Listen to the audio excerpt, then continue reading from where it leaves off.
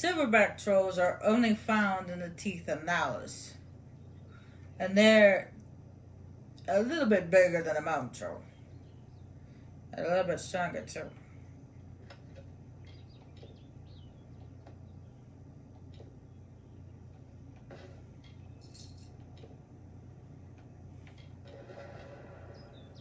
Hello there.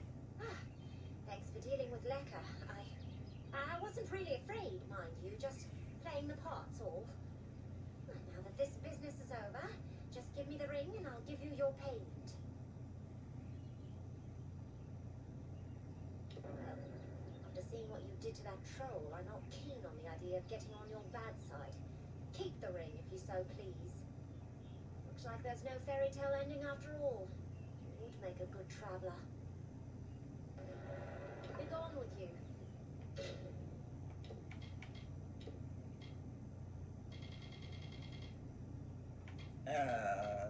I'm actually put that in the junk because I'm not gonna need that. You do later on. You do get a chest, like a stash, where you can put all your stuff.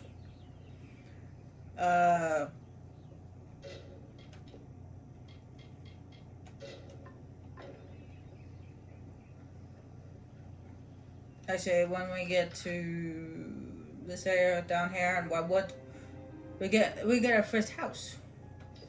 Yeah, we get a house. So that should cheer you up a little bit. And then in the house, you can buy upgrades for the house, and then when you first buy the house, all you have is a bed and a mirror and your little chest with your stash stuff. But once you upgrade it, it's got more stuff in it, like alchemy bench, sagecraft altar, some plants, a statue of a person I don't know. I don't know. Usually when they make statues like that, it's of someone important, but I don't recognize the person. I tried. Well, actually, I didn't look it up. I should have looked it up to see. It's like, okay, what's the statue of? Who's that statue? I most likely will point it out when I get around to to that. I'll be like, oh, you see the statue here? Who's that? Stop gawking. There are grander things than Shudrin Keep, but we're proud to call it home. Mind you, it's more than vaulted ceilings. It's about history and work, about Tide Delphric, ancient of war, and Castellan of this place. Oh, are you? I see. If you mean you want to join, you should speak to Tide Delphric. If all you want is coin, go to the contract board. Pay for finished jobs comes from me. Yes, take any job you like from the board itself. When a contract's done, return to me. Okay. On with you. Sounds easy enough. Alright, we had 3 of them. Lost book. Okay.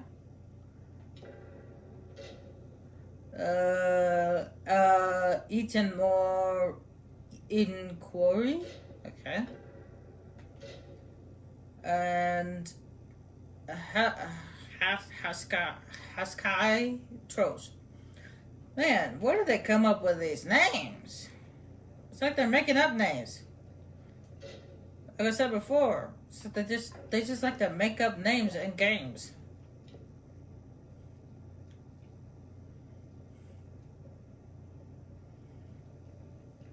Now that guy right there, this is the black guy.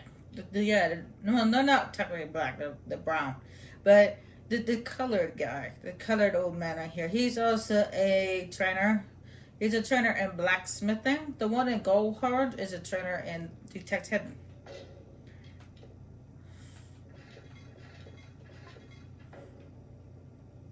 What is it this time? But both of them are beginner trainers. So it's 15,000 and they have over 1,000. Almost 2,000.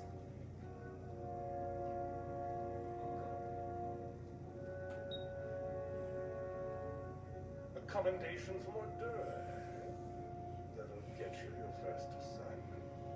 What more than that demands soldiers' work? Don't get any big ideas.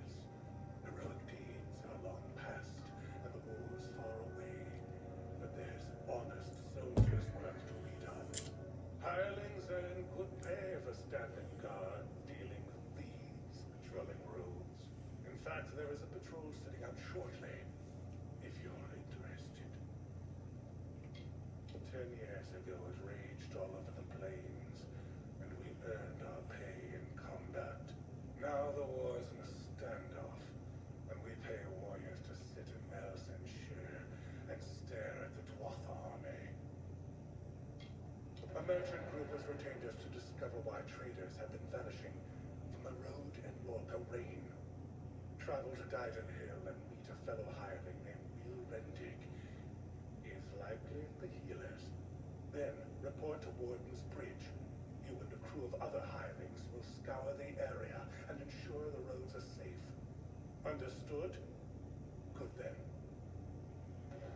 Good. Now you can think of the different factions as kind of the way it works in Skyrim, where the Warsworn are kind of like the companions, heroes for hire.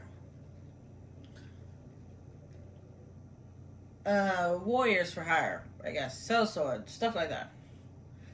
And the travelers are kind of like the Thieves Guild.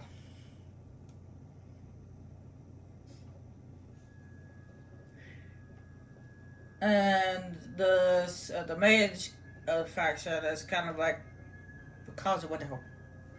Just think of it that way. Another hireling.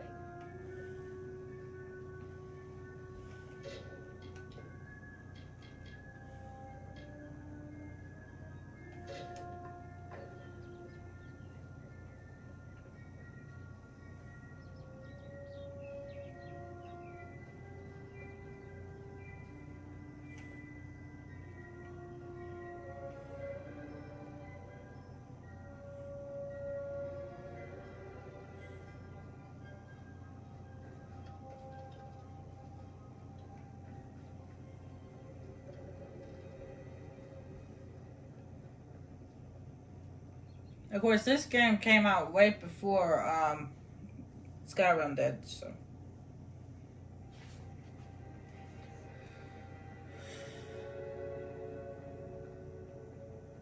And then we come across a new enemy in this cave, which I'm not exactly sure how you're supposed to. Is it kobold? Kobold? Kobold. I think that's how you pronounce it.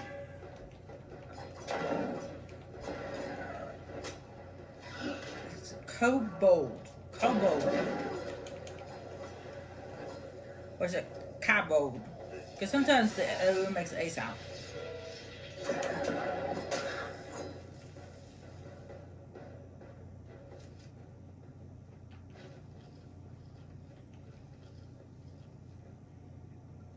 Something like that. I'm not sure how you pronounce that. Though, like I said, they make up a lot of stuff in this game. Or any game. Any game you play, there's always that. There's always those words that just feel like they're just made up.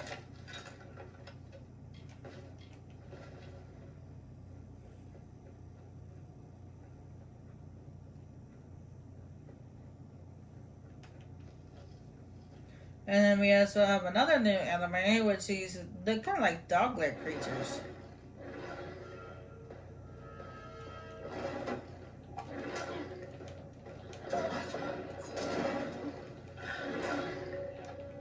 They're kind of like, I would say the best equivalent would be a mix of a hyena and a wild dog.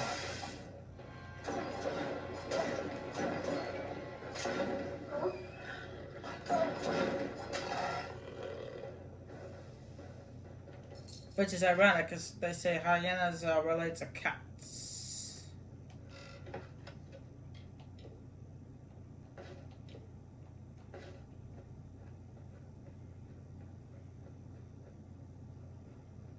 Even though they look more doggish.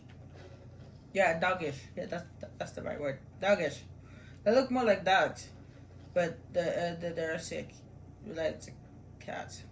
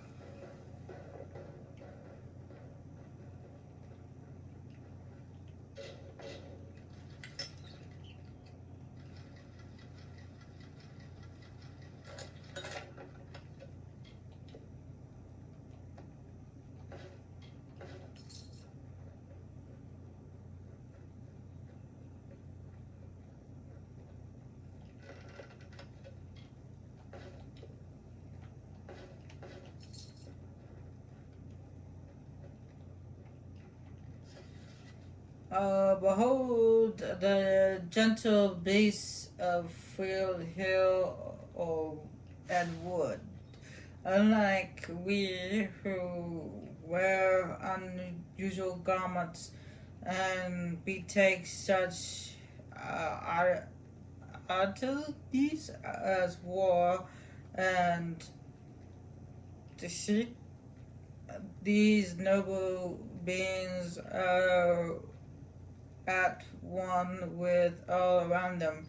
They do not question, hate, or fear. Really? A whole book for just a paragraph?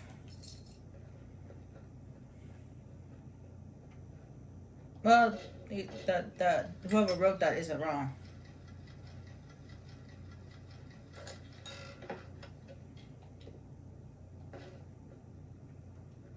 They're not wrong. Beasts understand. They understand how it all works. They get it.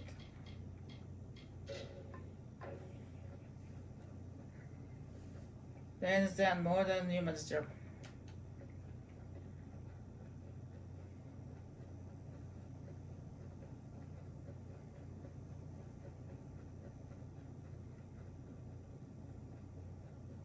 I can actually give you an example. When I was 5 years old, I had a babysitter who had 2 children and a boyfriend. She had 2 children from a previous relationship.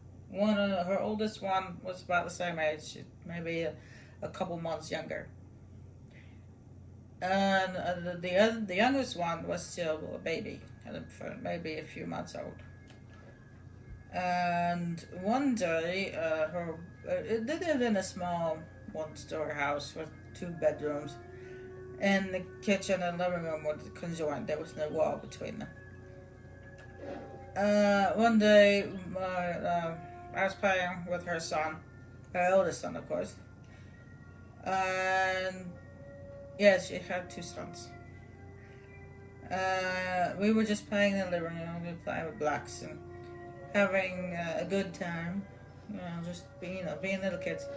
And apparently, her boyfriend that she had at the time was on the phone with someone. I don't know who he was talking to.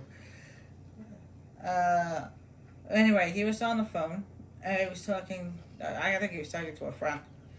And apparently, we were playing a little too loud. He yelled at us, and he told me to go outside. And he has a dog. He had a black Labrador. His name was Bear. Yes, he named his black lab Bear. Anyway, Normally, I used to get along with Bear just fine. Normally, we were like two peas in a pod. I used to like Bear. He was a nice dog. But that specific day, he was angry. He was mad. He was just standing there, stiff as a board, just staring at the gate to the fence in the front yard, growling. And I didn't know what was wrong with him because I was a little kid, so I didn't understand. I knew he was angry. I could see that. I tried to calm him down, but trying to play with him with his favorite toy, but nope, that didn't work. I tried talking to him, but he didn't respond. So what I did was I tried to get on his back because I did that because I was small enough I could climb onto his back and ride on him. He liked that. That actually made him happy. I tried to do it that day, but apparently he was a little too pissed off because when I tried to climb on his back, he grabbed me by the hair, yanked me to the ground, and started biting my face.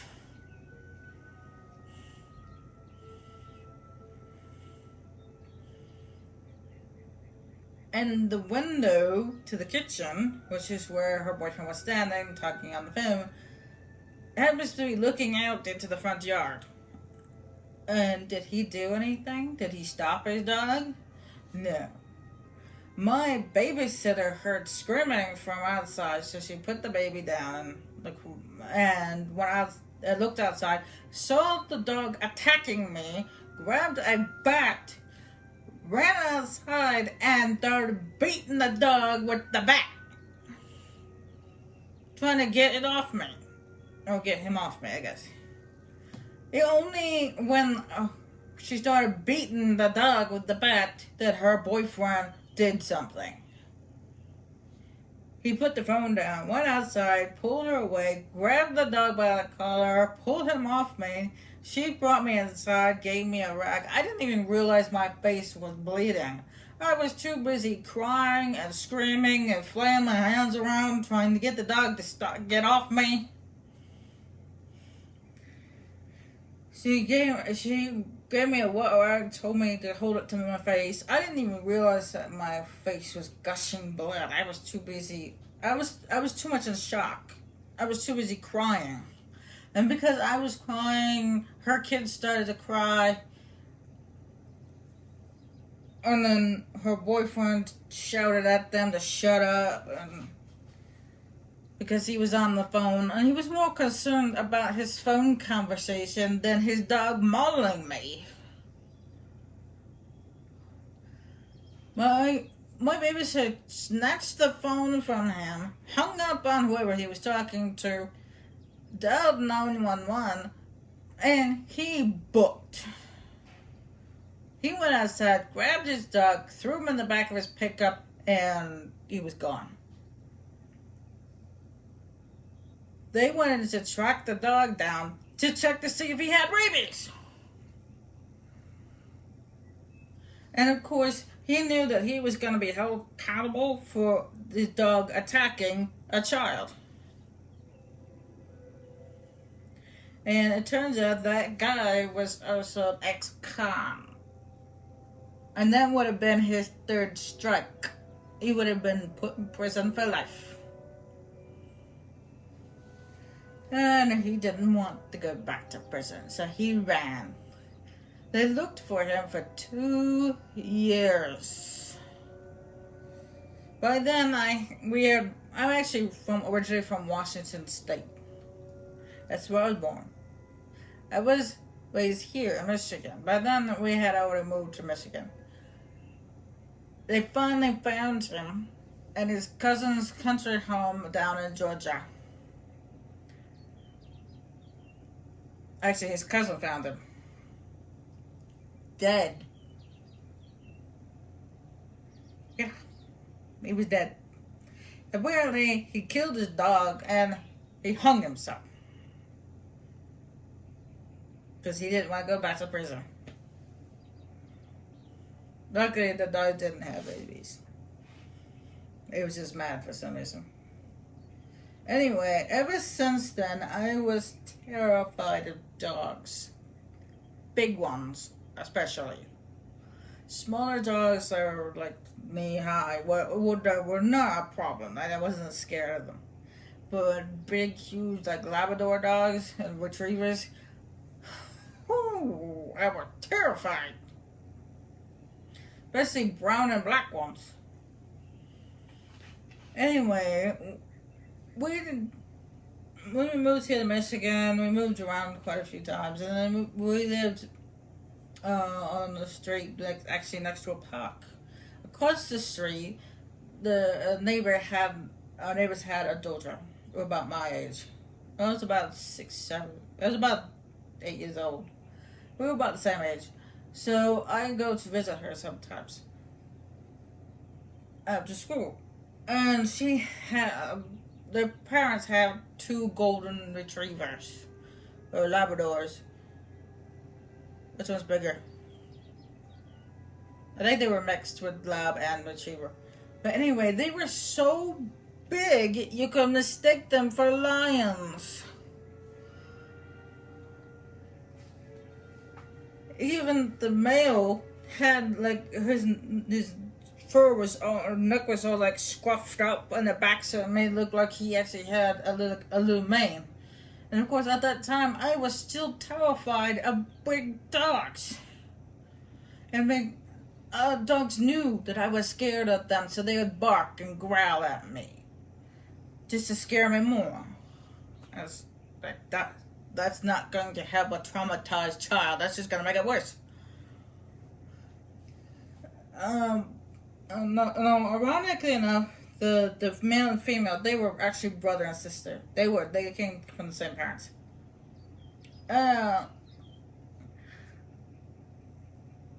The female actually did something that I never thought until then.